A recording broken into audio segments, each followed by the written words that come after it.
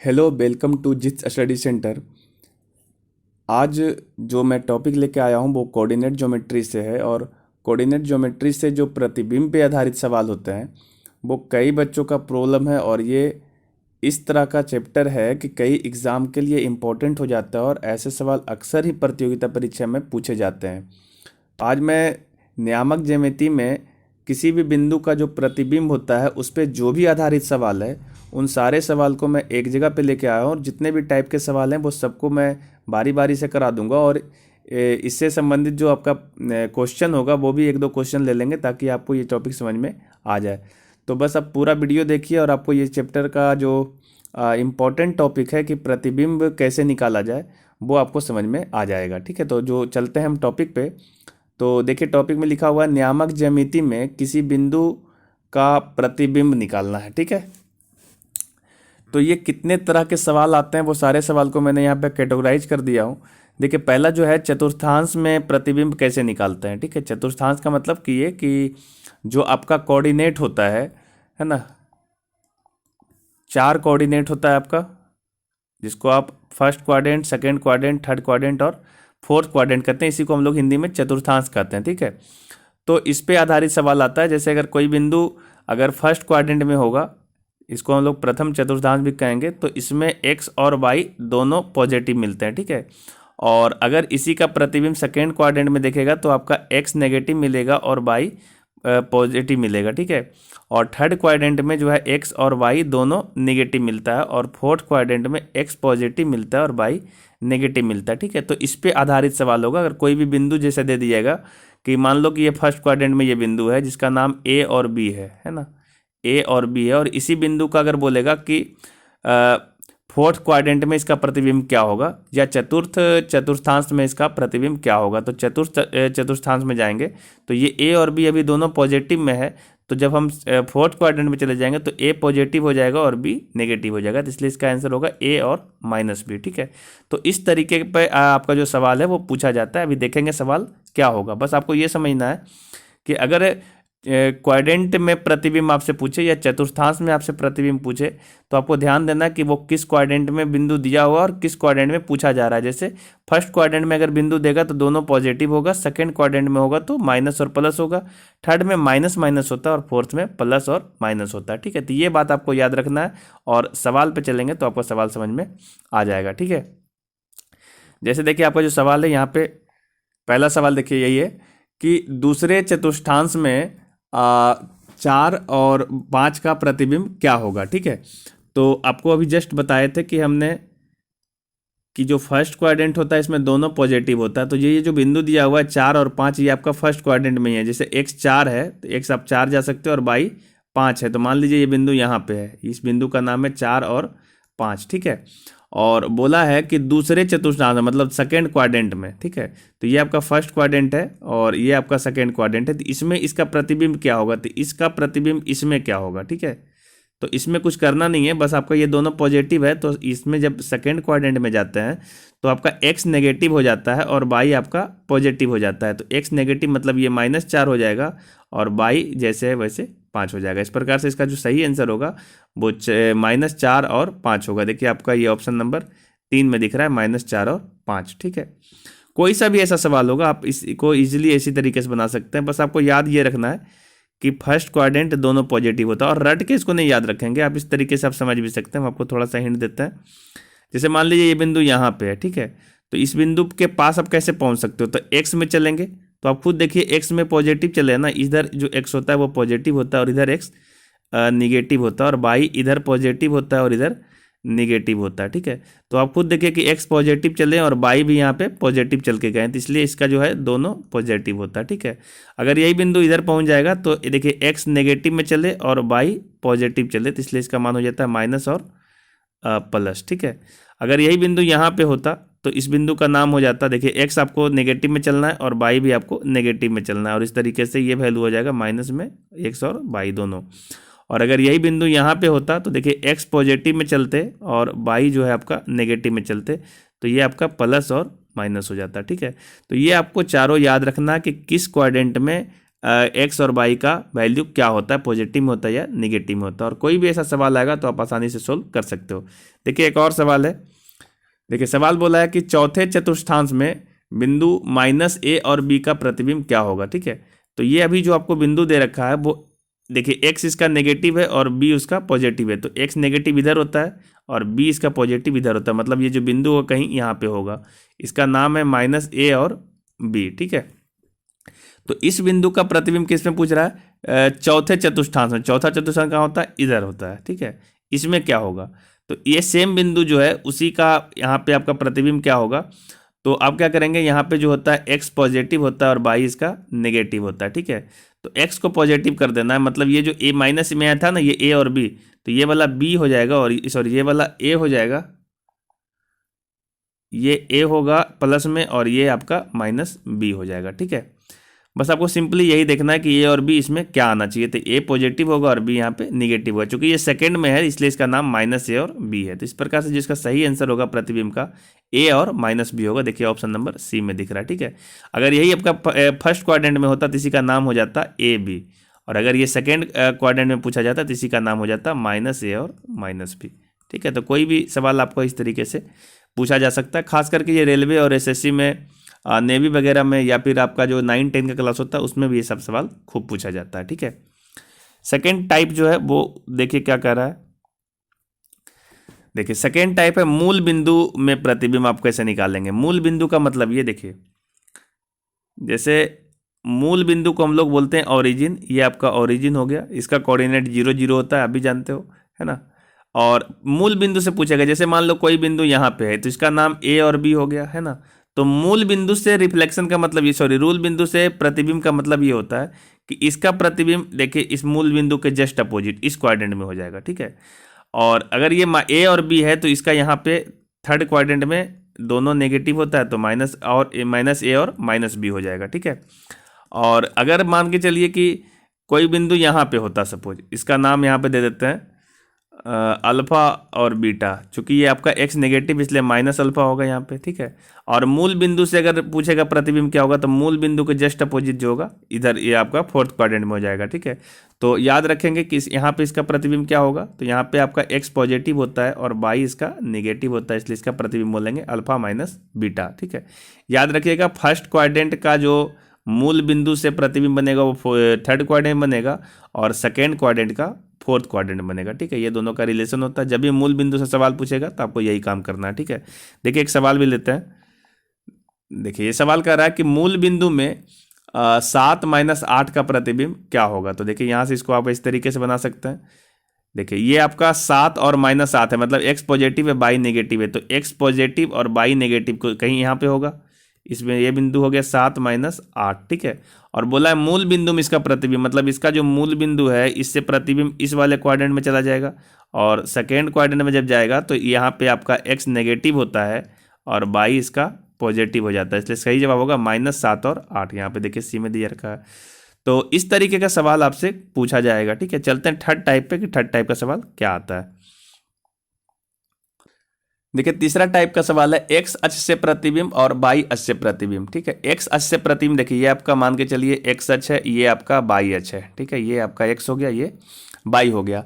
तो अगर एक्स अक्ष से प्रतिबिंब पूछेगा ना तो बस आपको ध्यान क्या देना है वो समझिए। जैसे मान लीजिए यहाँ पे कोई बिंदु है ना, ये आपका एक्स अक्ष है, ये बिंदु का नाम सपोज मान लीजिए ए और बी है, दोनों पॉजिटिव होगा। और आपको बोला है ना कि एक्स अक्ष से प्रतिबिंब, मतलब आपका जो एक्स अक्ष है ना वो दर्पण का काम करेगा। ठीक है, अगर ये दर्पण का काम करेगा तो दर्पण के सामने जितना दूरी पे वस्तु है या बिंदु है उतना ही दूरी पे इसके नीचे प्रतिबिंब बनेगा यहाँ पे, है ना।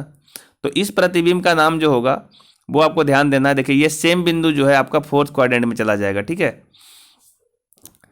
तो यहाँ पे x जो है ना, x तो चेंज होना नहीं है क्योंकि x उतना ही है, पर आपका सिर्फ बाई चेंज होना है। ठीक है, तो ये आप देखिए a और माइनस बी हो जाएगा इसका नाम। ठीक है, बस सेम ही सवाल है, जिस तरीके से हम चतुर्थांश का प्रतिबिंब निकाल रहे थे उसी टाइप से, बस प्रतिबिंब आपको जो है एक्स अक्ष के जो आपको दर्पण मानते हुए आपको काम करना। ठीक है, तो ए और बी जो है ये बिंदु का प्रतिबिंब अगर हम एक्स अक्ष को दर्पण मान लेंगे तो इसके नीचे बनेगा, और ये चूंकि चतुर्थांश जो है चौथा में चला जाएगा तो ये ए और माइनस बी हो जाएगा। ठीक है, आपको बस इतना ही ध्यान देना। सपोज मान लीजिए यहाँ पे कोई बिंदु होता जिसका नाम मान लीजिए माइनस अल्फा और बीटा होता, चूंकि एक्स आपका नेगेटिव होगा अगर यहाँ पे बिंदु होगा तो, और बाई पॉजिटिव होगा। तो इसका प्रतिबिंब अगर हम यहाँ निकालना चाहें एक्स अक्ष को दर्पण मानते हुए, तो ये आपका माइनस अल्फा और माइनस बीटा हो जाएगा।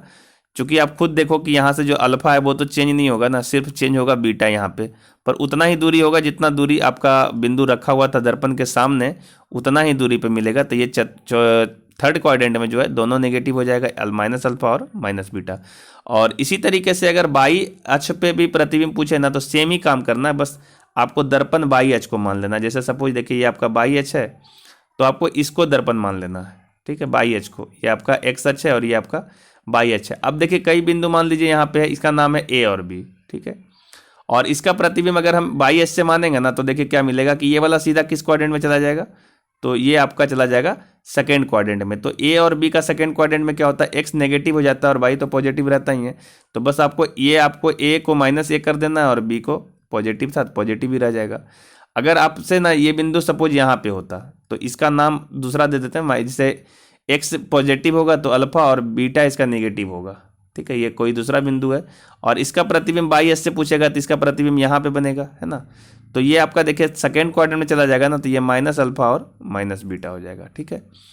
इस तरीके से सवाल देगा। तो इस चारों में कोई ज़्यादा दिक्कत नहीं है, चाहे वो चतुष्टांश से पूछे या मूल बिंदु से पूछे, एक्स से पूछे या बाई से पूछे, तो ये चारों में कोई तरह का दिक्कत नहीं होगा। मेन प्रॉब्लम आपको एक्स बराबर बाई और किसी भी रेखा से पूछेगा तब आएगा। देखिए इस पे आधारित सवाल ले लेते हैं कि एक्स अक्ष पे प्रतिबिंब कैसे निकलता है और बाई अक्ष से प्रतिबिंब कैसे निकलता है। इसका भी दो सवाल है, आपको बारी बारी से हम दिखा देते हैं। ये देखिए बोला एक्स अक्ष पर बिंदु 3, -6 का प्रतिबिंब क्या होगा। देखिए 3, -6, तो 3, -6 कहाँ पे होगा, पहले उसको आप दर्शा लीजिए। ये एक्स है, ये बाई है, एक्स पॉजिटिव है बाई नेगेटिव है, एक्स पॉजिटिव हो गया बाई नेगेटिव हो गया, मतलब कहीं पे ये बिंदु यहाँ पे आएगा 3 और -6। अब बोला एक्स अक्ष से आपको प्रतिबिंब निकालना, तो आपको एक्स अक्ष का क्या करना है, दर्पण मान लेना, ठीक है। चूंकि बिंदु इस साइड में है तो आपको दर्पण को इस तरीके से मानना है। तो आप सोच के देखो कि ये वाला बिंदु का जब प्रतिबिंब निकालेंगे तो ये वाला प्रतिबिंब इसके ऊपर चला जाएगा फर्स्ट क्वाड्रेंट में, है ना। तो 3-6 को हम फर्स्ट क्वाड्रेंट में क्या बोलते हैं, दोनों पॉजिटिव हो जाएगा 3 और 6, ये आपका आंसर हो जाएगा, ठीक है। देखिए ऑप्शन नंबर 1 में दिख रहा है 3 और 6। तो बहुत आसान होता है, इसमें कुछ करना नहीं है। देखिए सेकेंड क्वेश्चन है आपका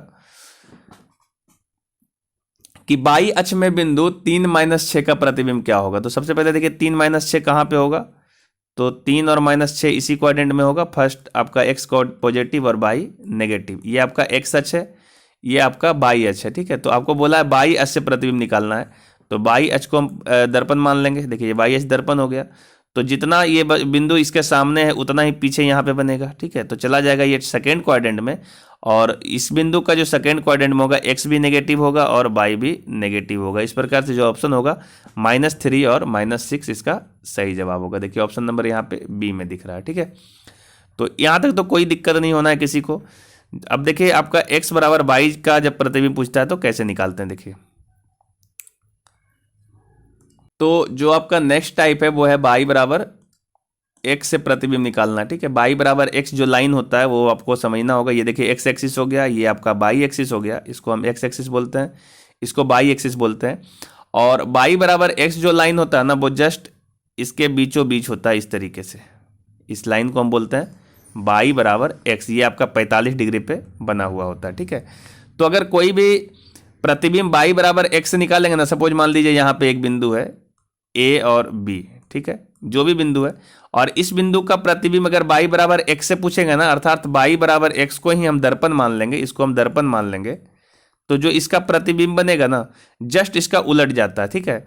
इसका जब हम प्रतिबिंब बनाएंगे तो इधर कहीं पे बनेगा, और इसका प्रतिबिंब जो हो जाएगा ये वाला बी जो है एक्स कोऑर्डिनेट बन जाता है, और जो इसका एक्स कोऑर्डिनेट है वो बाई कोऑर्डिनेट बन जाता है। तो याद रखिएगा हमेशा कि जब भी बाई बराबर एक्स को दर्पण मान ले और बाई बराबर एक्स को दर्पण मानते हुए आपसे प्रतिबिंब पूछे, तो किसी भी बिंदु में जो आपका एक्स कोऑर्डिनेट है वो आपका प्रतिबिंब का बाई कोऑर्डिनेट बन जाएगा, और जो वस्तु का बाई कोऑर्डिनेट है वो प्रतिबिंब का एक्स कोऑर्डिनेट बन जाएगा। जैसे सपोज यहाँ पे मान लीजिए कोई बिंदु है, इस बिंदु का नाम है, चूंकि ये थर्ड क्वाड्रेंट में, तो मान लेते हैं इसका एक्स जो होगा नेगेटिव होगा 3 और बाई इसका पॉजिटिव होगा हम एक बोल दे, सॉरी -1 बोल देते हैं, दोनों इसमें नेगेटिव भी होगा। और इसका प्रतिबिंब अगर हमसे पूछे ना कि क्या होगा y बराबर x को दर्पण मानते हुए, तो हम कुछ नहीं करना है इसको, इसका जो x कोऑर्डिनेट है ना उसको हम y बना लेंगे, ठीक है, x कोऑर्डिनेट को y में बना देंगे और y कोऑर्डिनेट को x में बना देंगे। इसका मतलब प्रतिबिंब हो जाएगा -1 और -3, ठीक है। बस आपको यही याद रखना है, आपका सवाल बनने लग जाएगा। याद क्या रखना है कि अगर किसी भी बिंदु का प्रतिबिंब आपसे पूछे y बराबर x को दर्पण मानते हुए, तो सिंपल जो बिंदु दिया हुआ है ना उसका x कोऑर्डिनेट को प्रतिबिंब का y कोऑर्डिनेट बना दीजिए और वस्तु बिंदु के y कोऑर्डिनेट को और वस्तु के y कोऑर्डिनेट को प्रतिबिंब का x कोऑर्डिनेट बना दीजिए, आपका आंसर आ जाएगा, ठीक है। जैसे एग्जांपल आपको हम एक और दिखा देते हैं। जैसे सपोज मान लीजिए ना कि ये वाला जो लाइन है इसका हम नाम दे देते हैं y बराबर x, ठीक है। अगर कोई बिंदु यहाँ पे दिया हुआ रहे जिसका नाम रहे 5, और पूछे कि y बराबर x को ही आप दर्पण मान लीजिए, ये दर्पण हो जाएगा, तो इस बिंदु का प्रतिबिंब क्या होगा, तो इस बिंदु का प्रतिबिंब नीचे बनेगा। तो इसका जो नाम जो होगा ना इस बिंदु का, बस आपको ये करना है कि इसका जो x कोऑर्डिनेट है ना उसको y में डाल दीजिए, इसका y कोऑर्डिनेट को x में डाल दीजिए, ये आपका आंसर हो जाएगा, ठीक है। कभी भी कोई सवाल आपको दिखे y बराबर x को आप दर्पण मानते हुए निकालने के लिए, तो आपको यही काम करना है, ठीक है। और जो नेक्स्ट टाइप है वो देखिए, नेक्स्ट टाइप है आपका वो है नेक्स्ट टाइप है वो आपका किसी रेखा से प्रतिबिंब निकालना। जैसे अभी हमारा जो y बराबर x या कोई भी रेखा इस तरह से दे रहा था, अब वो जो रेखा है ना वो इस फॉर्म में देगा ax + by + c बराबर 0। ये जनरल लाइन का इक्वेशन है। इस लाइन को दे देगा वो सवाल में और कहेगा कि इससे प्रतिबिंब बताइए कि उसका क्या होना चाहिए। जैसे एग्जाम्पल आपको हम दिखा रहे हैं, एक सवाल है, उस सवाल से ही आपको बता रहे हैं। देखिए ये सवाल को गौर से, जैसे इस सवाल को देखिए, यहाँ पे आपको एक लाइन दे रखा है, लाइन का नाम है x बराबर 2, ठीक है। x बराबर 2 एक लाइन है और बिंदु दिया हुआ है 5,3, ठीक है, 5,3 है का प्रतिबिंब आपको बताना है, ठीक है। तो यहाँ पे आपको x बराबर 2 एक रेखा है, उस रेखा को ड्रॉ करके चेक करना पड़ेगा। जैसे देखिए ये आपका x अक्ष हो गया और ये आपका y अक्ष हो गया, ठीक है। इसका नाम है y अक्ष, इसका नाम है x अक्ष और ये आपका ओरिजिन हो गया, ठीक है। अब आपको देखिए कि x बराबर 2 रेखा कहाँ पे होगा, तो x बराबर 2 जो रेखा होगा, देखिए x बराबर 2 लेना है, देखिए 1 और 2 आप अंदाज से ले लीजिए, 1 और 2 इस तरीके से ये रेखा जाएगी, x बराबर 2, ठीक है। इसका नाम है x बराबर 2 और ये जो बिंदु दे रखा है इसका नाम है 5,3, ठीक है। तो 5,3 बिंदु कहाँ पे होगा, तो x 5 लेना है। देखिए 2 यहाँ तक था, ये 3, 4 और 5, x 5 हो गया और y 3 लेना है। तो y में देखिए 1, 2 और 3, मतलब ये कि ये बिंदु करीब करीब x और y के सामने यहाँ पे जाएगा, इसका नाम होगा 5,3, ठीक है। अब बोला है ना कि दर्पण किसको मानना है, तो ये जो लाइन दिया हुआ है ना x बराबर 2 उसको दर्पण मानना है। तो जब आप इसको दर्पण मान लोगे, जो आपका x बराबर 2 रेखा इसको आपको दर्पण मान लेना है, तो आप खुद देखिए इसका प्रतिबिंब कहाँ पे बनेगा। तो आप जानते हैं कि जब भी समतल दर्पण आता है ना तो वस्तु जितनी आगे खड़ी होती है, ठीक है, वस्तु जो है जितनी आगे इसकी खड़ी होगी, जैसे ये देखिए इतनी आगे खड़ी है ना, वस्तु दर्पण के जितना आगे होगा उसका प्रतिबिंब जो है दर्पण से उतना ही पीछे बनेगा, ठीक है। तो अभी ये कितना आगे खड़ा है, तो आप देखिए इस यहाँ पे देखिए टोटल यहाँ से लेकर के यहाँ तक तो 5 था, लेकिन जो वस्तु है ना यहाँ से 1, 2, 3 पे ही खड़ा है, मतलब यहाँ से लेकर के ये वाला जो डिस्टेंस है ये डिस्टेंस तो 3 है ना। और प्रतिबिंब जो बनेगा वो प्रतिबिंब दर्पण से यहाँ से लेके 3 डिस्टेंस पे ही बनेगा। तो यहाँ से लेकर के यहाँ तक का जो डिस्टेंस होगा वो 3 होगा, ठीक है। जितना वस्तु दर्पण के आगे खड़ा होगा उतना ही उसके पीछे उसका प्रतिबिंब बनेगा, यानी बिंदु जो होगा वो यहाँ पे आएगा, ठीक है। इस वस्तु का बिंदु जो है यहाँ पे आएगा, ठीक है, इसका प्रतिबिंब के रूप में। अब सवाल ये आता है कि इसका नाम क्या होगा। तो जब भी आप इसका नाम निकालेंगे ना तो ओरिजिन से आपको कैलकुलेट करना पड़ेगा कि ओरिजिन से इसका नाम क्या है।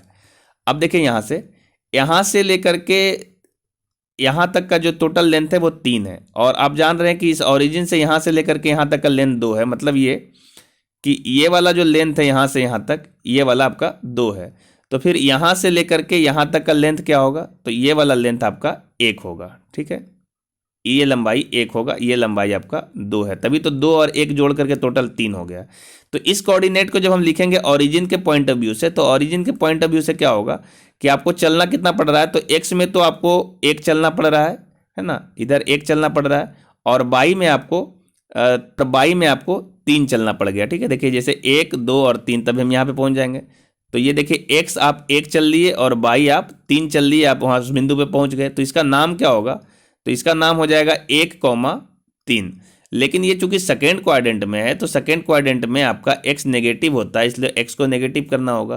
तो इस पॉइंट का जो एक्चुअल नाम होगा ना, वो -1 और 3 होगा। ठीक है, याद रखिए किसी भी बिंदु का जो नाम होता है ना, हम हमेशा ओरिजिन से कैलकुलेट करते हैं। ठीक है, प्रतिबिंब अलग बात है कि आप x बराबर 2 से निकाले थे, तो वहाँ तक तो ठीक था कि अगर वस्तु जो है 3 लंबाई पे आगे खड़ा है, तो हमारा जो प्रतिबिंब होगा 3 लंबाई पे पीछे इसका प्रतिबिंब बनेगा।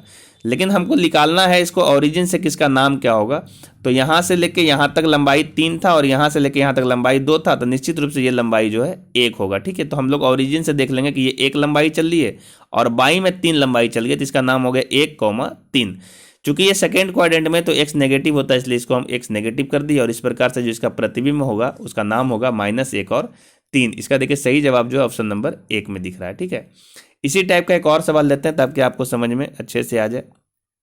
ये देखिए, अब देखिए यहाँ पे ये वाला जो है ना आपका बाई कोऑर्डिनेट हो गया, और ये जो है आपका एक्स कोऑर्डिनेट हो गया। ठीक है, ये आपका एक्स कोऑर्डिनेट और ये आपका बाई कोऑर्डिनेट हो गया। ठीक है, और लाइन दिया हुआ है बाई बराबर -2, तो बाई बराबर -2 जो लाइन है, बाई आपका -2 लेना, देखिए 1 और 2 यहाँ पे माइनस में चलेंगे, तो ये जो आपका लाइन हो गया बाई बराबर -2 हो गया। ठीक है, यहाँ पे बिंदु टच कर रहा है इसको, बाई बराबर -2 का ये लाइन हो गया, और बिंदु जो है वो उसका नाम है 5,3। तो x 5 चलना है, देखिए 1 2 3 4 5 यहाँ पे आ गया, और बाई में 3 चलना है, तो 1 2 और 3 करीब यहाँ पे आएगा ये।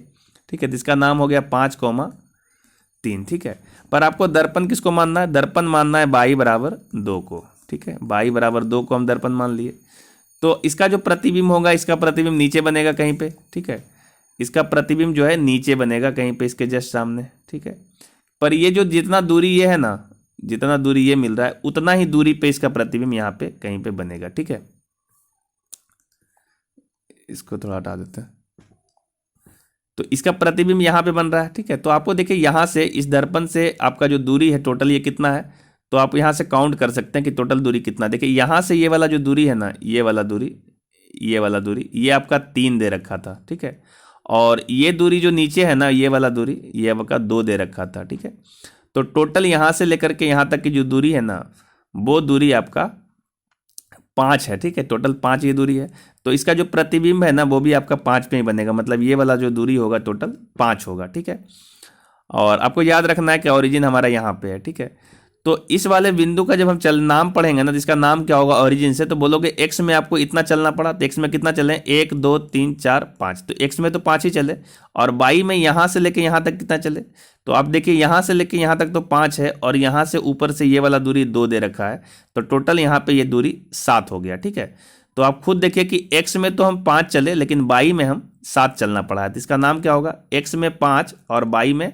7। लेकिन ये चूंकि आपका फोर्थ क्वाड्रेंट में, और फोर्थ क्वाड्रेंट में हमेशा बाई जो आपका नेगेटिव होता है और एक्स आपका पॉजिटिव होता है, तो बाई को हमको नेगेटिव करना पड़ेगा। तो इसका सही नाम क्या हुआ, 5, -7। ठीक है, और इसका देखिए सही आंसर जो है आपका ऑप्शन नंबर 3 में दिया हुआ 5, -7। तो बस आपको यही ध्यान रखना कि प्रतिबिंब जो है वस्तु जितनी भी आगे खड़ी होगी उसका प्रतिबिंब उतना ही पीछे बनेगा, और फिर आप ओरिजिन से इसको कैलकुलेट करके देख लीजिए कि ओरिजिन से इसकी दूरी कितनी आ रही है, और इस प्रकार से इसका कोऑर्डिनेट सेट कर दीजिए, आपका आंसर आ जाएगा।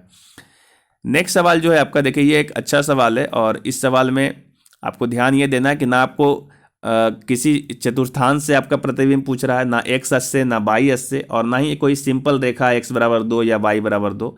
एक प्रॉपर रेखा है जो जनरल इक्वेशन के फॉर्म में देखिए यहाँ पे दिया हुआ है, और इस जनरल इक्वेशन के फॉर्म में जब देगा तो हम किस प्रकार से प्रतिबिंब निकालें इसको समझना जरूरी है। देखिए आपको बारी बारी से हम आपको समझाने का कोशिश कर रहे हैं कैसे ये बनेगा। देखिए एक लाइन है, सपोज इस लाइन को हम मान लिए हुए हैं, ये लाइन है 3x, सॉरी ये लाइन का नाम है x + 3y = 7। ठीक है, ये लाइन का नाम है। और जो बिंदु है आपका वो है 3,8। तो सपोज मान लेते हैं कि बिंदु यहाँ पे है, इसका नाम है 3,8, ठीक है। और इसका जो प्रतिबिंब होगा वो प्रतिबिंब जस्ट इसके सामने परपेंडिकुलर लेंथ पे यहाँ पे बनेगा, इसका नाम हो जाएगा, मालूम नहीं है तो हम इसको मान लेते हैं अल्फा कोमा बीटा, या आप कुछ भी जो आपकी मर्जी करे वो मान सकते हो। सपोज हमने ये अल्फा कोमा बीटा मान लिया, ठीक है। अब एक बात और देखो, समझना यहाँ पे कि ये चूंकि इस पे परपेंडिकुलर होगा, ठीक है, चूंकि आपको जो 3,8 है और इसका प्रतिबिंब निकालते हैं तो परपेंडिकुलर लेंथ से ही निकालते हैं, तो ये इस पे 90 डिग्री का कोण बन रहा है। और मेरे पास जो लाइन है ना x + 3y = 7, और इसका अगर हम स्लोप निकालना चाहें तो इसका जो स्लोप होगा वो आपको मिलेगा -ay भी होता है, आप फॉर्मूला से देखो तो आपका a जो है 1 है तो -1/3 मिलेगा, ठीक है। और अगर इसका स्लोप जो है इसको हम m1 बोल देते हैं, ये जो स्लोप निकलता है इसको हम m1 बोलते हैं, ये वाला वैल्यू जो है आपका m1 है।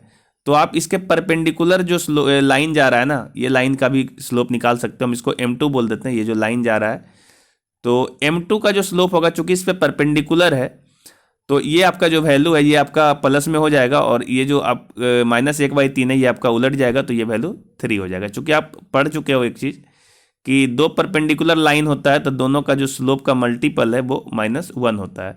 और यहाँ पे अगर आप m1 का वैल्यू जो है ना -1/3 रखोगे और ये m2 निकालना चाहो तो ये वैल्यू आप आसानी से देखो, माइनस कैंसिल हो जाएगा और m2 का वैल्यू 3 आ जाएगा। तो इस प्रकार से आपने m2 का वैल्यू निकाल लिया, ठीक है। ये लाइन का इक्वेशन आप ड्रॉ कर सकते हो, चूंकि ये अल्फा और बीटा से पार कर रहा है तो इसका इक्वेशन का क्या हो जाएगा, कोई भी रेखा जब किसी बिंदु से पार करती है और उसका स्लोप दिया हुआ होता है तो उसका हम इक्वेशन जानते हैं y - y1 = m × x - x1, ठीक है, ये इक्वेशन होता है। आप इस पर सब कुछ पुट कर दीजिए, आपका परपेंडिकुलर लाइन का स्लोप जो है यहाँ देखिए m2 मिला हुआ था, तो जब हम इसको पुट करेंगे तो देखिए जाएगा y - y1 का वैल्यू हम यहाँ से 8 पुट कर देंगे बराबर m, यहाँ से देखिए m2 का जो वैल्यू है इसका स्लोप m2 माने हुए थे जो कि आपका आया हुआ है 3, और x - x1 का वैल्यू 3 रख देंगे, ठीक है।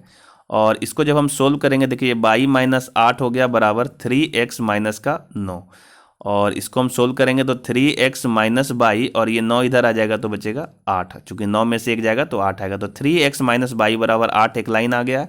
और जो लाइन दिया हुआ था वो लाइन था आपका x + 3y = 7, ठीक है। और अगर इस दोनों लाइन को ना हम सोल्व कर दें, ठीक है, तो सोल्व करने के बाद इसका कटिंग पॉइंट निकल जाएगा, है ना, ये जो कटिंग पॉइंट आएगा सोल्व करने के बाद आपको कट पॉइंट जो है वो आपको मिल जाएगा, ठीक है। तो ये वाला हम पॉइंट आसानी से निकाल सकते हैं। तो हम बारी बारी सोल्व कर देते हैं इसको। देखिए आपको दिया हुआ क्या है, x + 3y = 7 और 3x - y = 1, ठीक है। इसको हम जब 3 से गुना करेंगे तो देखिए ये आपका कट जाएगा, और ये 3 × 3 = 9, और एक x जो है वो का 10x हो जाएगा, और इधर से 7 और 3 10 हो जाएगा, तो यहाँ से x बराबर आपका 1 मिल जाएगा। और ये x बराबर 1 अगर हम यहाँ पे किसी भी इक्वेशन में पुट कर देंगे तो यहाँ से हमारा y बराबर भी सोल्व होकर मिल जाएगा। देखिए x बराबर अगर हम यहाँ 1 पुट कर देते हैं तो ये वाला 1 जो है इधर जाके घट जाएगा, तो ये आपको 6 हो जाएगा, और 3 से जब भागा देंगे तो y बराबर 2 आ जाएगा, ठीक है। तो इस प्रकार से आपका जो कटिंग पॉइंट ये वाला मिल गया ना, इस कटिंग पॉइंट का नाम हो जाएगा, ये जो कटिंग पॉइंट मिला है, ये देखिए ये वाला जो पॉइंट मिला है इसका नाम हो जाएगा आपका 1,2, ठीक है, ये आपका 1,2 हो जाएगा, ठीक है। और चूंकि ये जो लाइन है ना, ये लाइन पे इसका प्रतिबिंब था, तो जितना दूरी पे ये आपका बिंदु था इतना दूरी पे, उतना ही दूरी पे ये इसका प्रतिबिंब भी बनेगा। इसका मतलब ये हुआ कि जो आपका 1 और 2 जो बिंदु मिला है वो आपका ये जो रेखा दी हुई है इस रेखा का मध्य बिंदु है ना। तो किसी भी दो बिंदु अगर आपको पता रहे और इसका मध्य बिंदु आपको पता रहेगा तो यहाँ से आप अल्फा और बीटा कैलकुलेट कर सकते हैं, ठीक है। आपको चलते हैं हम नए पेज पे, थोड़ा सा समझाने के लिए लेते हैं। देखिए यहाँ से क्या है कि ये आपका मिडिल पॉइंट है, ठीक है, और ये आपका 3 और 8 दिया हुआ था, ठीक है, और ये आपका अल्फा और बीटा है, ठीक है। और मध्य बिंदु जो है आपने सोल्व करके लाया 1,2, ठीक है। और ये जो लाइन दिया हुआ था यही लाइन ये जो लाइन है x + 3y = 7 है, ठीक है। ये जो लाइन था x + 3y = 7 था, ठीक है। तो चूंकि ये इसका मध्य बिंदु है इसलिए इसका जो कोऑर्डिनेट था वो हम इस तरीके से लिख सकते हैं कि इसका जो कोऑर्डिनेट होगा वो आपका ये आपका दोनों का x कोऑर्डिनेट जोड़ देंगे, 3 + α y 2 होगा, और जो y कोऑर्डिनेट होगा वो 8 प्लस बीटा बाई 2 होगा। ठीक है, ये मध्य बिंदु का कोऑर्डिनेट होगा और दिए रखा है वो 1 और 2, ये 1 और 2 दे रखा है। इसका मतलब ये हुआ कि 3 प्लस अल्फा को हम 1 बोल सकते हैं, सॉरी 3 प्लस अल्फा बाई 2 को 1 बोल सकते हैं, और यहाँ से 8 प्लस बीटा बाई 2 को हम 2 बोल सकते हैं। और इस प्रकार जब इसको हम सोल्व करेंगे तो देखिए ये 2 इधर मल्टीप्लाई हो जाएगा तो 2 हो जाएगा, और ये जाके 3 उधर घटेगा तो अल्फ़ा का जो वैल्यू आ जाएगा वो -1 आ जाएगा। और इसको जब हम सोल्व करेंगे तो ये देखिए 2 दूनी 4 और यहाँ से 8 घटेगा तो ये आपका -4 आ जाएगा। ठीक है, इस प्रकार से अल्फ़ा और बीटा का जो कोऑर्डिनेट आ रहा है वो -1 और -4 आ रहा है। ठीक है, -1 और 4 आपसे पूछा गया था जो कि ये जो बिंदु है 3, 8 इसका प्रतिबिंब का कोऑर्डिनेट क्या होगा, तो इसका प्रतिबिंब का कोऑर्डिनेट अल्फा बीटा माना गया था जो आ रहा है -1 और -4, ये आपका सही जवाब होगा। तो कभी भी कोई लाइन का समीकरण दे दे और कोई बिंदु दे दे और पूछे कि उसका प्रतिबिंब क्या होगा, तो आपको सबसे पहले यही करना है कि आपको इसके परपेंडिकुलर, चूंकि ये रेखा होगा तो दिए हुए रेखा से आपको इसका स्लोप निकाल लेना है, इसके परपेंडिकुलर रेखा का स्लोप निकाल लेना है, और इस परपेंडिकुलर रेखा के स्लोप की मदद से और जिस बिंदु से होकर गुजर रहा है वो लाइन, उसकी मदद से एक इक्वेशन बना लेना है, जो लाइन का समीकरण होगा वो निकल जाएगा।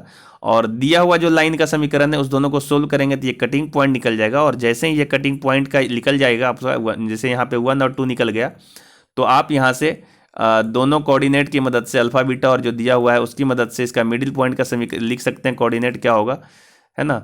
क्योंकि आपको याद है कि जब x1 y1 और x2 y2 कोई लाइन को ज्वाइन करता है उसके मिडिल पॉइंट का निकालना होता है, तो हम लोग इस तरीके से निकालते हैं। ये फॉर्मूला था, आपको याद होगा, है ना। x1 और y1 ये है, और ये आपका x2 और y2 है,